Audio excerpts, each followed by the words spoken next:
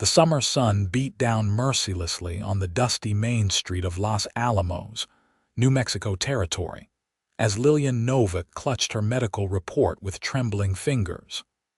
The year was 1885, and at 26 years old, she had just received news that would forever alter the course of her life. The stagecoach that had delivered both her and the sealed letter from the doctor in Santa Fe kicked up clouds of dust as it continued on its journey, leaving her alone with her devastating truth. Lillian had come west 3 months prior, following the death of her parents in Philadelphia. With nothing left for her in the East, she had accepted a position as the new schoolteacher in Los Alamos, hoping for a fresh start. But the mysterious pains that had plagued her for years had worsened during her journey, and upon arriving in New Mexico, she had consulted a physician in Santa Fe. Now, the diagnosis was final, printed in merciless black ink: a malformed womb that would never bear children. Isaac Sutherland watched the elegant woman from the porch of his general store, noting how she stood frozen in the street, paper clutched to her chest as if it were a wounded bird. At 32, Isaac had spent 10 years building his business in Los Alamos after leaving his family's cattle ranch near Taos. He had come to know most everyone in the small settlement, but the new schoolteacher remained something of a mystery quiet, dedicated to her pupils and keeping largely to herself. "Miss Novak," he called out, concerned by her pallor, "you all right standing out there in this heat?" Lillian startled, quickly folding the letter and tucking it into her pocket. "I'm fine, Mr. Sutherland, thank you." But her voice cracked, betraying her. Isaac stepped off the porch, his tall frame casting a long shadow across the packed earth. "You don't look fine. Come inside and have some water at least." She hesitated, then nodded, following him into the mercantile. The cool interior provided immediate relief from the scorching heat, and Lillian gratefully accepted the glass of water Isaac poured from the pitcher on his counter. "Bad news?" he asked gently, nodding toward the pocket where she'd stashed the letter. Lillian looked up at him, struck by the genuine concern in his deep blue eyes. She'd noticed him before it was hard not to. Isaac Sutherland stood over 6 feet tall, with broad shoulders and strong hands that spoke of years of hard work. His light brown hair was often tousled by the wind, and unlike many men in the territory, he kept his face clean-shaven. But it was his eyes that drew her attention now, kind eyes that seemed to see right through her careful facade. "Nothing that concerns the town," she said softly, looking down at her hands. "Personal matters." Isaac nodded, not pushing further. "Well, you're welcome to sit a spell." "No customers at the moment." He gestured to a chair by the window. "Sometimes it helps just to be still somewhere cool when your thoughts are troubling you." Lillian found herself accepting his offer, settling into the chair while Isaac returned to unpacking a shipment that had arrived on the same stagecoach that had brought her letter.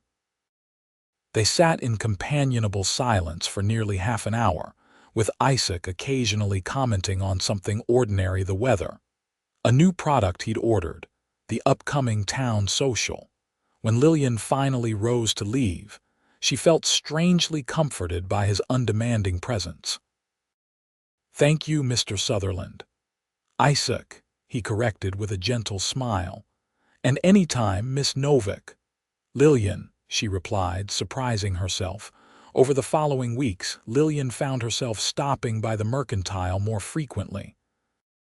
Sometimes for supplies for her classroom, sometimes just to exchange a few words with the thoughtful proprietor.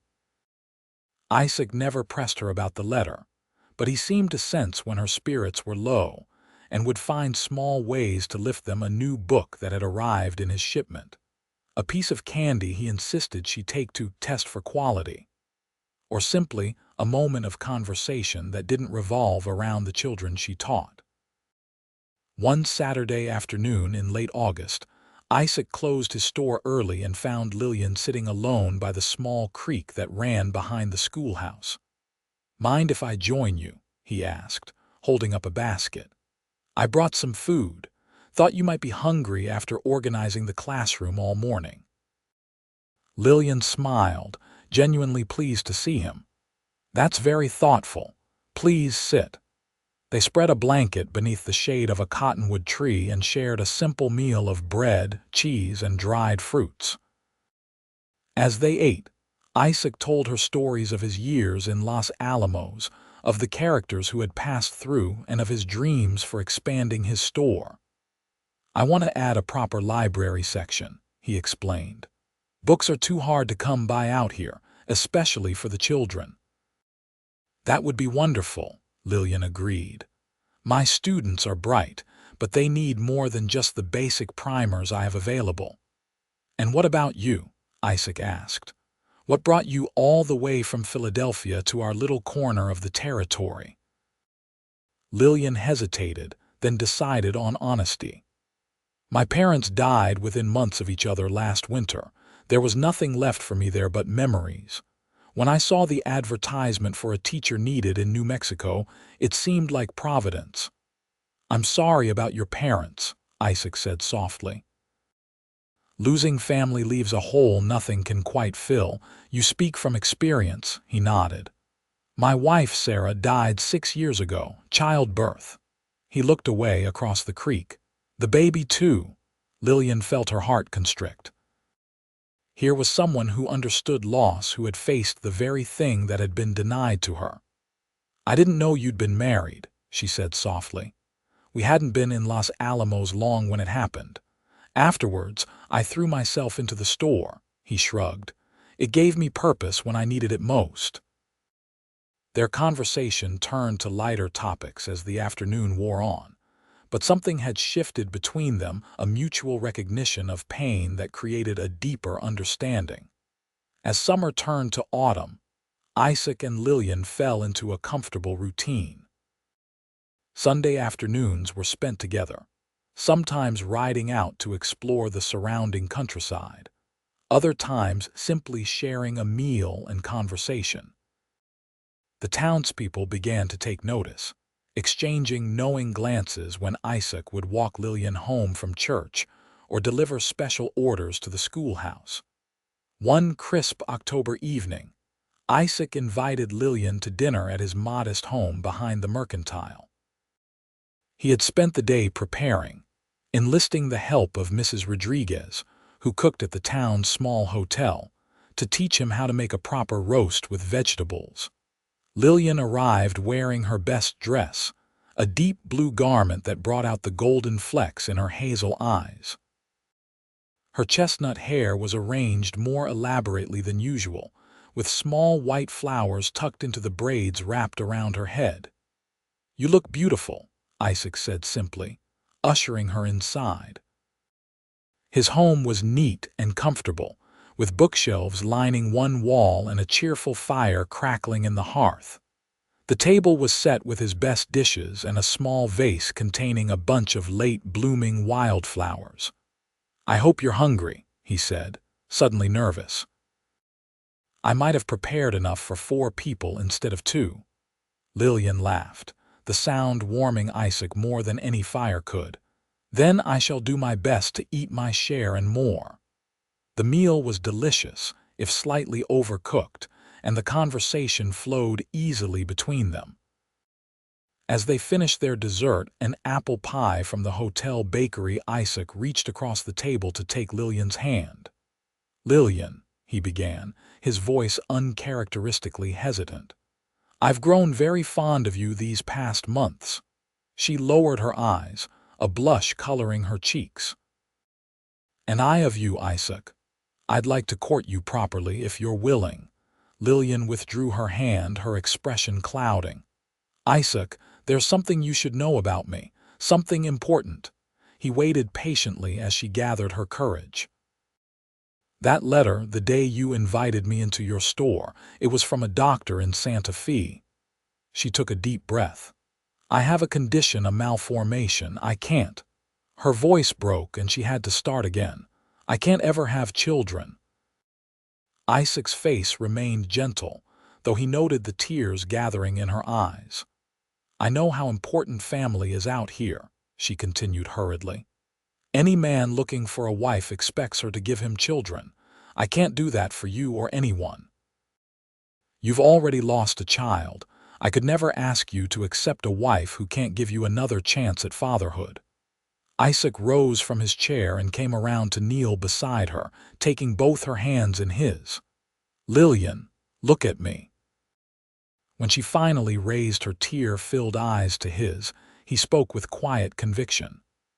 "There are many ways to build a family. Children come into our lives through birth, yes, but also through love and choice. I lost Sarah and our baby, and it nearly broke me. But it taught me that family is something we create with our hearts, not just our bodies."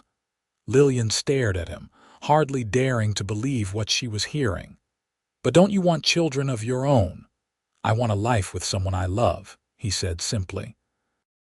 "If that includes children somehow, wonderful. If not, it will still be wonderful because we'll be together." He squeezed her hands gently. "Besides, this town is full of children who need caring adults in their lives. Some have lost parents, others have parents who are too busy working to give them all the attention they need. You're already making a difference as their teacher."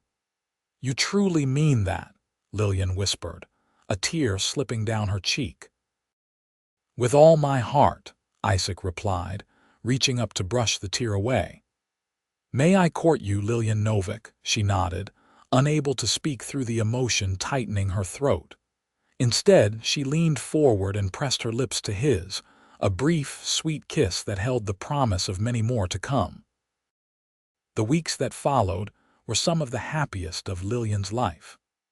Isaac courted her with thoughtful gestures, books he knew she would enjoy, walks under the stars after her school day ended, and small notes delivered to her classroom that made her blush and the children giggle with curiosity.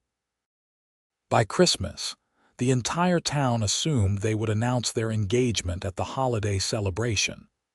Even Lillian expected it, having sewn a new dress for the occasion and spent extra time arranging her hair. But instead of proposing, Isaac invited her to accompany him on a journey. "There's somewhere I'd like to take you," he explained as they sat by the fire in his home on Christmas Eve. "A 3-day trip if you're willing. We'd leave the day after tomorrow." Curiosity piqued, Lillian agreed. 2 days later they set out in Isaac's wagon, traveling northeast. He was uncharacteristically quiet during the journey, answering her questions vaguely. By the time they reached their destination, a modestly prosperous ranch near Taos, Lillian was bursting with questions. "Welcome to the Sutherland Ranch," Isaac said as they approached. "Where I grew up." They were greeted at the door by a sturdy woman in her 60s, her gray-streaked hair pulled back in a practical bun. "Isaac," she exclaimed, pulling him into a fierce embrace. "About time you came home." "Ma, this is Lillian Novak," Isaac said, bringing Lillian forward. "Lillian, this is my mother, Isaac Sutherland." Eleanor's weathered face broke into a warm smile. "So you're the school teacher who's stolen my boy's heart. Come in, come in. You must be frozen after that journey." Inside, the ranch house was warm and inviting, with the delicious smell of stew simmering on the stove. Eleanor bustled about, getting them settled while Isaac brought in their bags. "Your father's out checking the north pasture with the boys," Eleanor explained. "They'll be back for supper." "The boys?" Lillian asked, looking to Isaac questioningly. "My brothers," Isaac started, but Eleanor interrupted with a laugh. "Oh, not those boys. Though heaven knows your brothers act like children half the time. No, Isaac means his nephews Daniel and Peter. And the girls are around here somewhere. Jessica, Mary, come meet your Uncle Isaac's special guest." 2 young girls, perhaps 8 and 10 years old, came racing into the room. They flew to Isaac, who caught them both in a hug that lifted them off their feet. Uncle Isaac. Did you bring us presents? The younger one asked hopefully. Jessica, mind your manners, Alina scolded, though her eyes twinkled with amusement. Over the next hour, the house filled with people. Isaac's father, William, a tall man with Isaac's same blue eyes, his older brother James with his wife Abigail and their 4 children, and his younger brother Thomas with his wife Ruth and their 2 children. Lillian's head spun as she tried to keep track of names and relationships. The children ranged from toddler to teenager, and they moved about the house with the comfortable familiarity of those who spent significant time there. At dinner, William Sutherland raised his glass in a toast. To Isaac and his Lillian, welcome to our family, young lady. Oh, we're not. Lillian began, flustered. Not yet, Pa, Isaac finished with a smile, raising his own glass. But I'm working on it.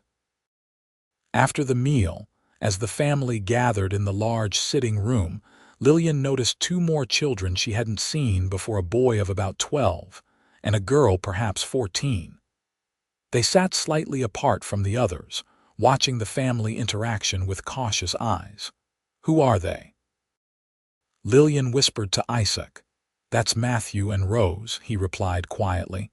They came to us about 2 years ago. Their parents were killed in a raid up north. They had no other family, so Ma and Pa took them in. Lillian looked at him in surprise. They're not related to you. Isaac shook his head. Not by blood, but they're Sutherlands now, all the same. He looked at her meaningfully. Remember what I said about there being many ways to build a family? Understanding dawned on Lillian. This is what you wanted to show me, he nodded. My parents have raised 8 children in this house. Only 3 of us were born to them. He took her hand. Come with me. There's someone else I want you to meet. Isaac led her through the kitchen and out to a small building behind the main house. Inside, a young woman was bent over a workbench, carefully carving a design into a piece of leather. Charlotte, Isaac called softly.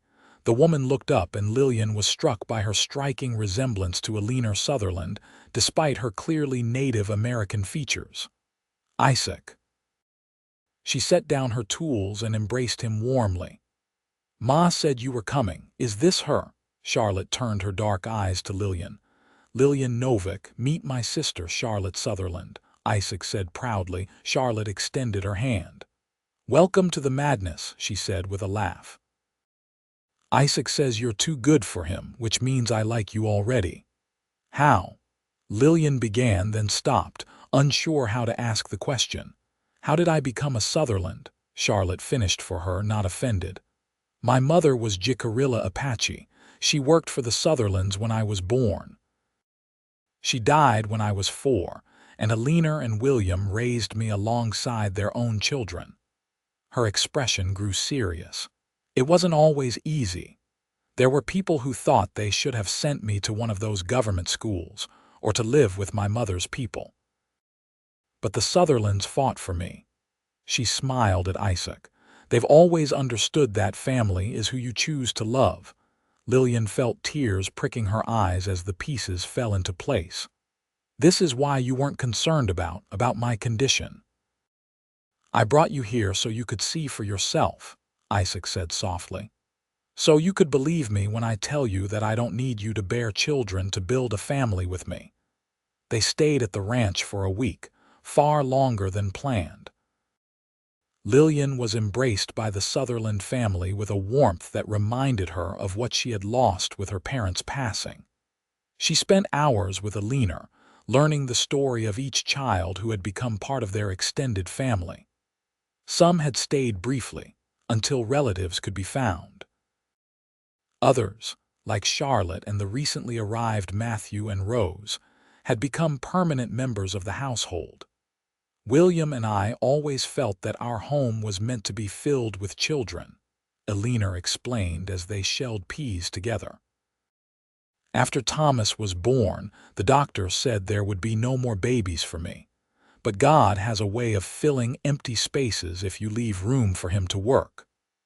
On their last night at the ranch, Isaac took Lillian for a walk under a sky blazing with stars.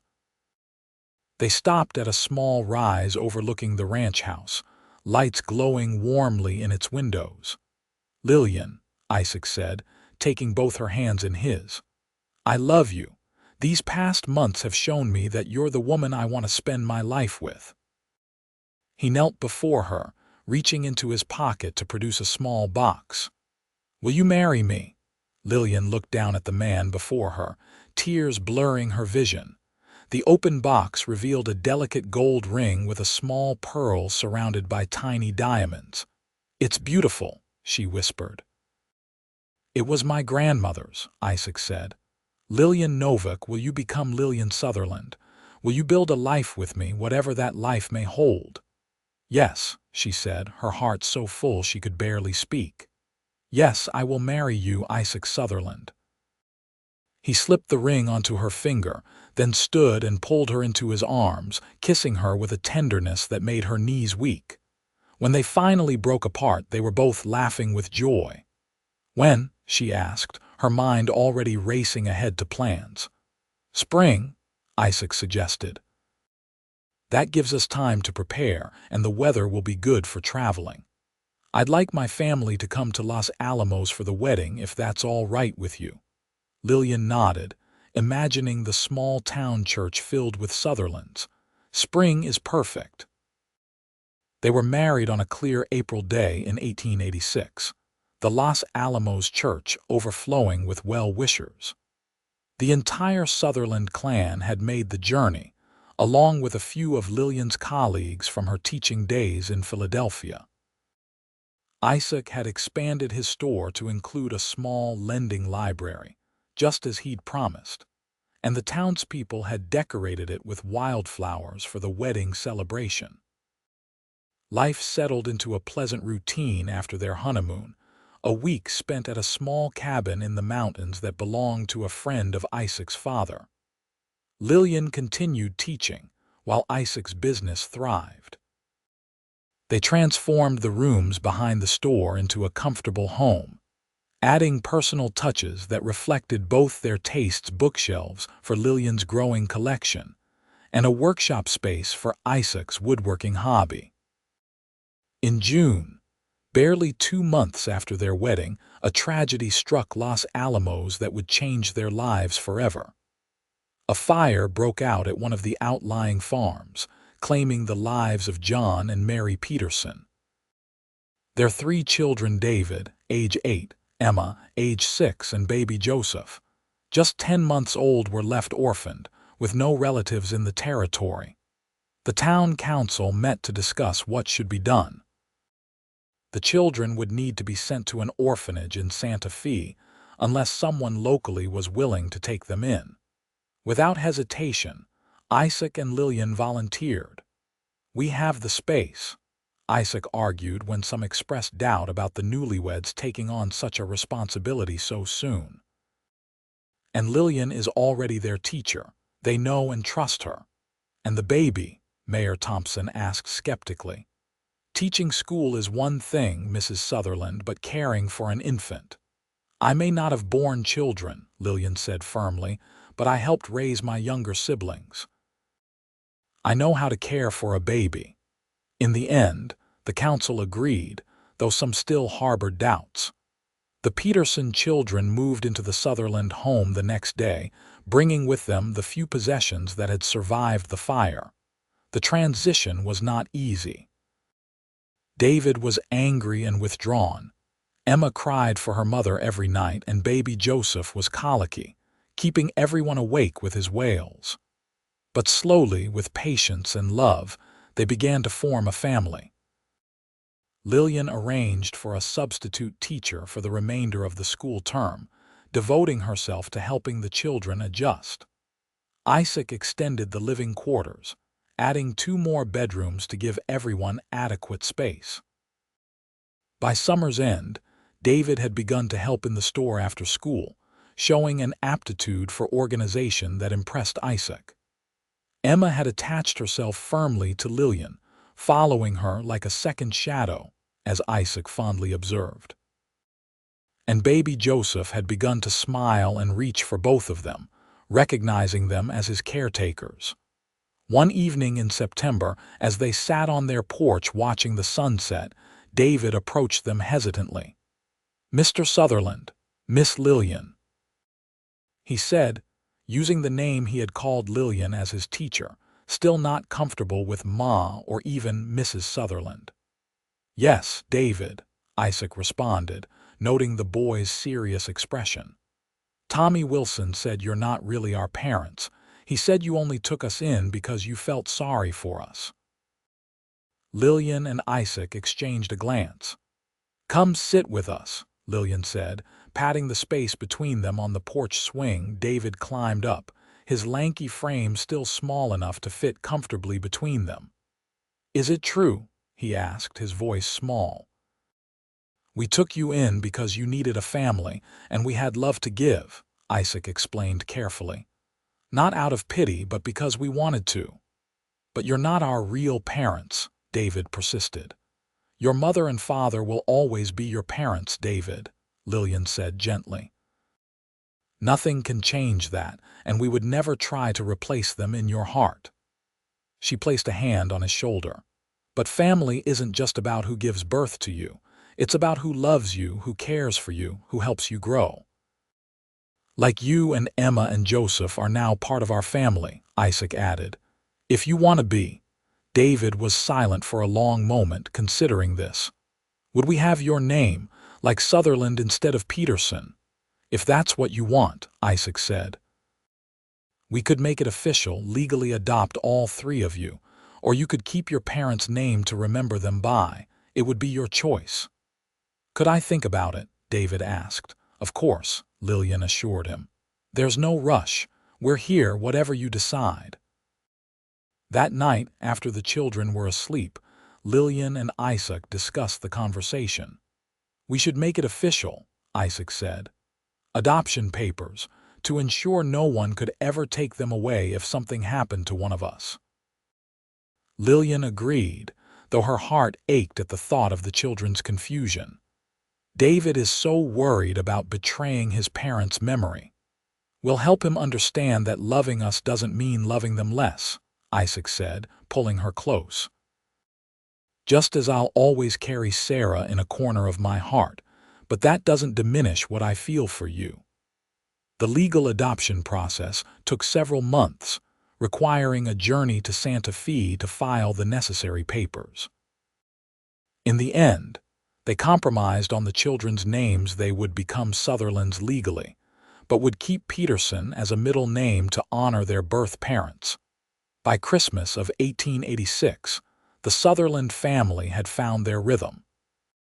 The house was decorated festively, with greenery gathered from the hills and candles in every window. On Christmas Eve, after the younger children were asleep, David helped Isaac and Lillian arrange presents beneath the small tree. "Is it time for my gift to you?" David asked, surprisingly eager.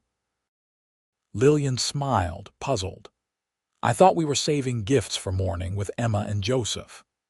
"This one's special," David insisted, running to his room and returning with a crudely wrapped package. Isaac and Lillian exchanged curious glances before carefully unwrapping the gift. Inside was a wooden frame, clearly made in Isaac's workshop with his help, containing a sheet of paper. On it, in David's careful handwriting, were the words, "I, David Peterson Sutherland, do hereby agree to be the son of Isaac and Lillian Sutherland from this day forward." Beneath it, in less practiced script that Isaac recognized as Emma's, was written, "Me too, Emma." And at the bottom, a tiny handprint in ink labeled Joseph in David's writing. Lillian covered her mouth, tears streaming down her face. Isaac's own eyes were suspiciously bright as he pulled David into a hug. "This is the best Christmas gift we could ever receive," he said, his voice rough with emotion. David hugged him back, then reached for Lillian, who enfolded him in her arms. "Merry Christmas." "Mom," he whispered against her shoulder, testing the word.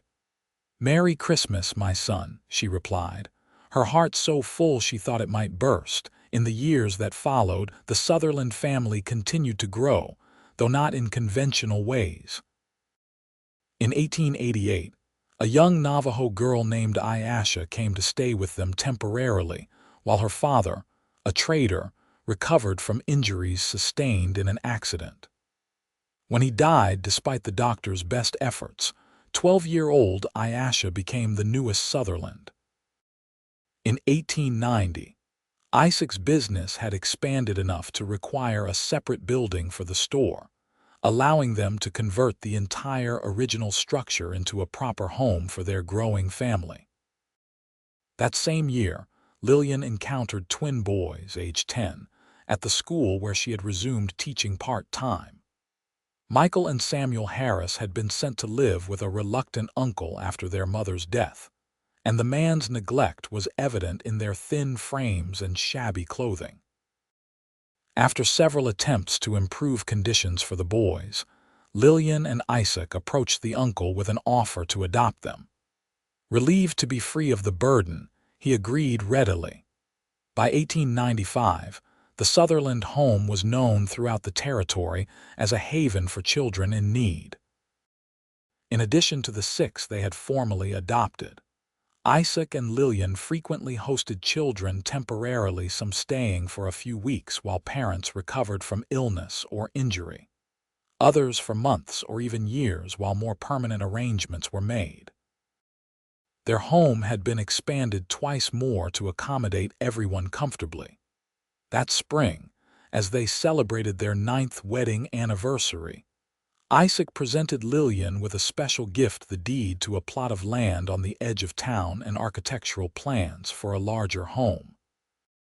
"I thought it was time we had a place built specifically for our purposes," he explained as she examined the detailed drawings. "With room for more children, should the need arise, and proper quarters for us to have some privacy." Lillian looked up from the plans, her eyes shining. "It's perfect, Isaac, but can we afford it? The store has done well," he said with a modest shrug. "And I've been setting aside funds for this for years. My father is sending down some lumber from the ranch, and several men in town have offered to help with the building." Construction began in June and continued through the summer and fall. By Christmas, the new Sutherland home was complete, a sprawling 2-story structure with 8 bedrooms, a large kitchen, separate dining and sitting rooms, and even a dedicated schoolroom where Lillian could tutor children who needed extra help. They moved in just before the new year of 1896, the children racing excitedly from room to room, marveling at the space. That evening, as Isaac and Lillian finally retired to their own bedroom, a luxury they had rarely enjoyed in their previous home, he took her hands in his. "Are you happy, Lillian?" he asked, searching her face in the lamplight. She smiled up at him, the years having only added character to her beauty.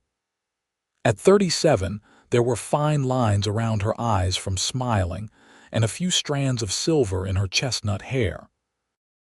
"Happier than I ever dreamed possible," she answered truthfully. "When I received that letter, that terrible day when we first really spoke, I thought my life was over, that I could never have the family I longed for." "And now," Isaac prompted, drawing her closer, "now I have a family larger and more wonderful than anything I could have imagined." She rested her head against his chest, listening to the steady beat of his heart. "All because you were wise enough to see that there are many ways to build a family." "We built it together," Isaac murmured, kissing the top of her head. "Every day with every child we've built something beautiful." As winter gave way to spring, Los Alamos buzzed with news the territorial governor would be visiting as part of a tour before New Mexico's anticipated bid for statehood. Among the places he would visit was the Sutherland home, which had gained recognition for its unofficial role as a refuge for children in need. On the day of the governor's visit, Lillian supervised as the children polished and cleaned every surface. Even 5-year-old Joseph wanted to help, solemnly dusting chair legs with a cloth. By afternoon, the house was spotless, the children dressed in their best clothes, and a spread of food prepared for the distinguished visitor. Governor Miguel Otero arrived promptly at 4, accompanied by several officials and a journalist from Santa Fe. He was younger than Lillian had expected, and genuinely interested in their work with children. "What you've created here is remarkable," he said, as Isaac showed him around the property. "How many children have you cared for over the years?" "We've formally adopted 8, Isaac explained. "But we've had another 15 or so stay with us for varying periods, some for just a few weeks, others for years. All without government support," the governor noted. "Purely from your own resources and community assistance." "It's simply what needed to be done," Lillian said. "These children needed homes and we had room in ours." After the tour, they gathered in the dining room for refreshments. The journalist peppered them with questions about their motivations and methods, while the governor spoke with some of the older children about their experiences. As the visit drew to a close, Governor Otero addressed them all. "What you have established here, Mr. and Mrs. Sutherland, is precisely the kind of institution our territory, soon to be state, God willing, needs. I would like to propose that you formalize your work with territorial support." Isaac and Lillian exchanged surprised glances. "What exactly are you suggesting, Governor?" Isaac asked. "A children's home, officially recognized and partially funded by the territory. You would continue to operate it, of course, but with proper support for your efforts." He gestured around at the spacious house. "You already have the facility and the expertise. All you need is the official designation and the modest funding that would come with it." The proposal was unexpected but intriguing. After the governor and his entourage departed, Isaac and Lillian called a family meeting to discuss it with all the children. What would change? David, now 18 and preparing to attend college in Denver, wanted to know. "We might have more children coming to stay with us," Lillian explained. "And there would be more official oversight, reports to file, standards to maintain. But would we still be a family?" Emma asked, now 16 and as pragmatic as her adoptive father. "Or would it become an institution?" "That's what we need to decide," Isaac said seriously. "Your mother and I have always believed that what makes this work is that we are a family, not an orphanage. Any child who comes here becomes part of that family, even if only temporarily." The discussion continued late into the evening, with even the younger children contributing their thoughts. In the end, they reached a consensus. They would accept the governor's proposal, but with conditions that would preserve the family atmosphere of their home.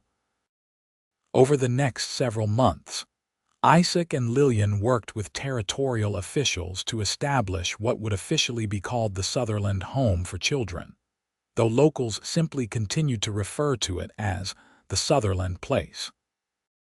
The agreement they negotiated allowed them to maintain their family-centered approach while receiving support for expenses and specialized care when needed. By autumn of 1896, the formalized arrangement was in place.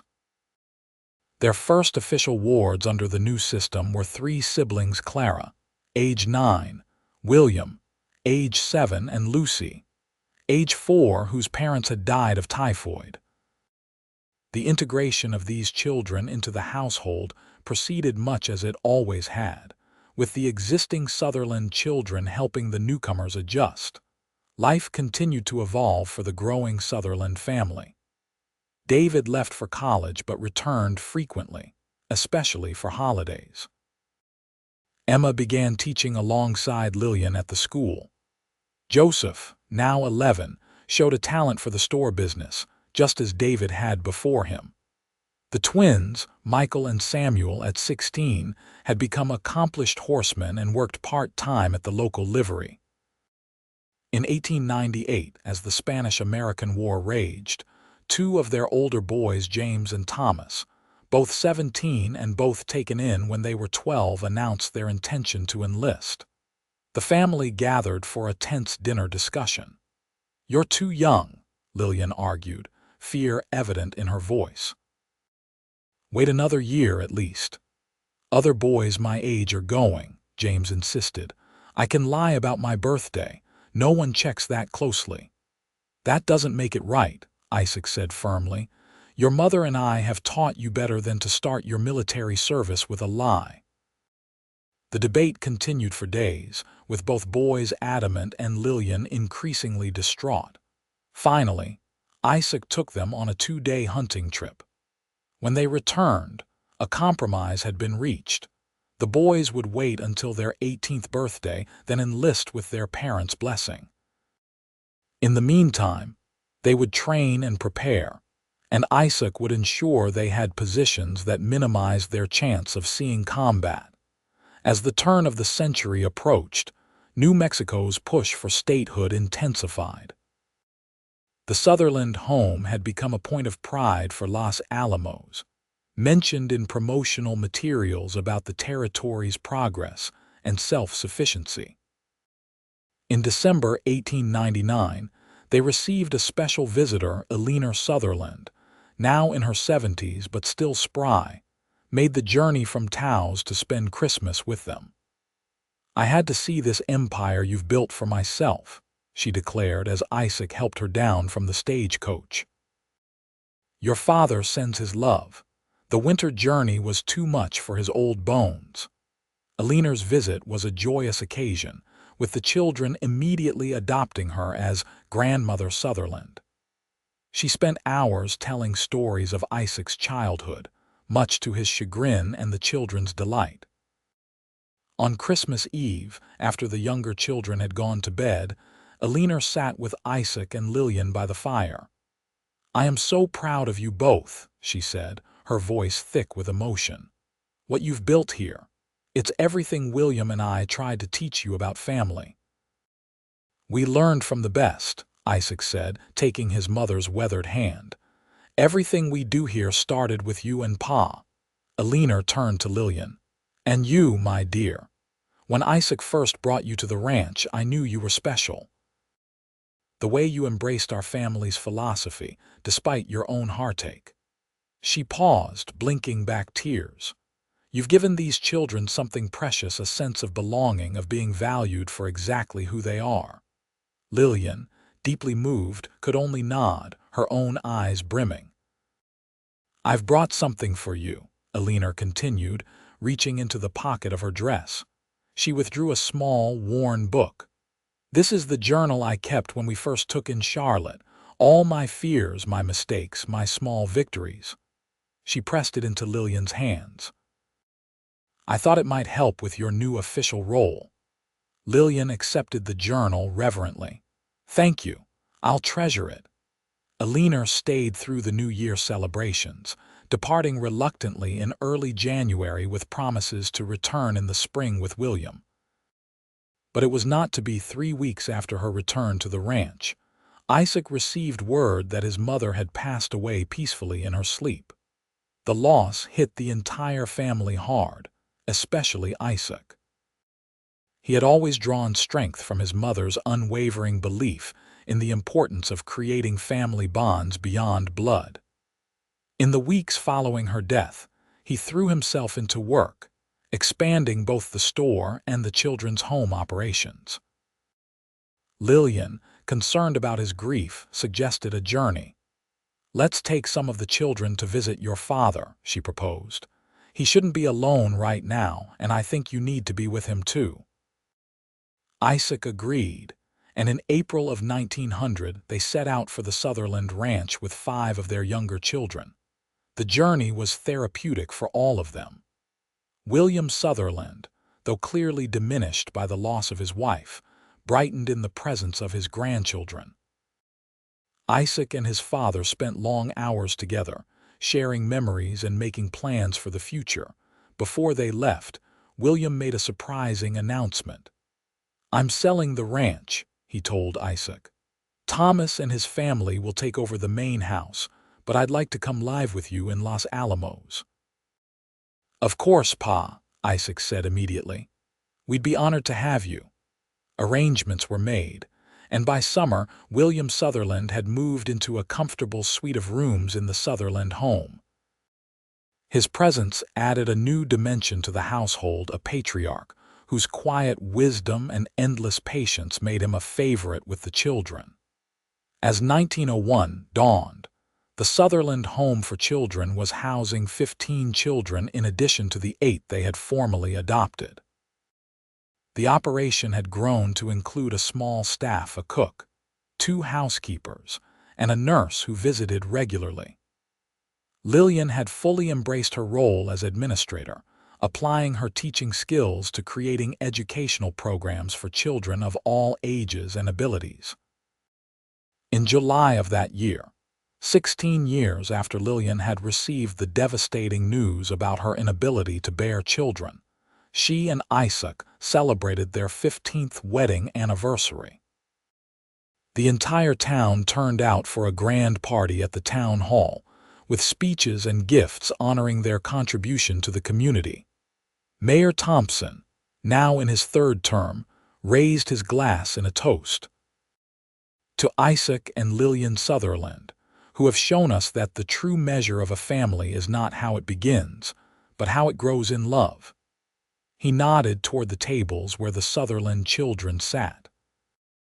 "You have given these young people more than a home, you have given them a future, and in doing so, you have enriched our entire community." Later that evening, as they walked home under a canopy of stars, Isaac slipped his arm around Lillian's waist. 15 years, he marveled. "It seems both an eternity and no time at all." Lillian leaned into his embrace. "Do you ever regret it?" she asked softly. "Taking on all of this when you could have had a simpler life with a woman who could have given you children of your own?" Isaac stopped, turning to face her in the moonlight. At 48, his hair was liberally streaked with silver, and lines of experience mapped his face, but his blue eyes still held the same warmth that had first drawn her to him. "Not for a single moment," he said firmly. "Lillian, look at what we've built together. 23 children have called us parents, whether for months or years or a lifetime. Each one of them is ours in the ways that matter most." He traced the curve of her cheek with gentle fingers. "Remember what I told you that night at dinner when you first told me about your condition? That there are many ways to build a family," she whispered, "and we've built a magnificent one." He smiled, the expression crinkling the corners of his eyes. "I fall in love with you more deeply every day, Lillian Sutherland. Every child we've welcomed, every challenge we've faced together, has only strengthened what we have." Lillian rose on tiptoe to kiss him, her heart full of gratitude for this man who had seen beyond her perceived limitations to the family they could create together. "I love you, Isaac Sutherland. Thank you for showing me that family is built with love, not just biology." As they continued their walk home, the large house came into view, windows glowing with welcoming light. William Sutherland sat on the porch, surrounded by the younger children who were still awake, telling them stories as they waited for their parents' return. The older ones would be inside, reading or playing games or helping with the next day's preparations. It wasn't the family Lillian had imagined for herself when she was young. It was larger, more complex, infinitely more challenging and far more rewarding than she could have dreamed. Built not from her body, but from her heart, and from the limitless capacity for love that she and Isaac had discovered in themselves and in each other. As they climbed the steps to join the gathering on the porch, Lillian reflected that the most devastating news of her life had ultimately led her to her greatest joy. The doctor's letter that had brought her to tears on that dusty street in Los Alamos had seemed like an ending. Instead, It had been the beginning of a family beyond anything she could have imagined, a family built not on what she lacked, but on the abundance of love she and Isaac had to give.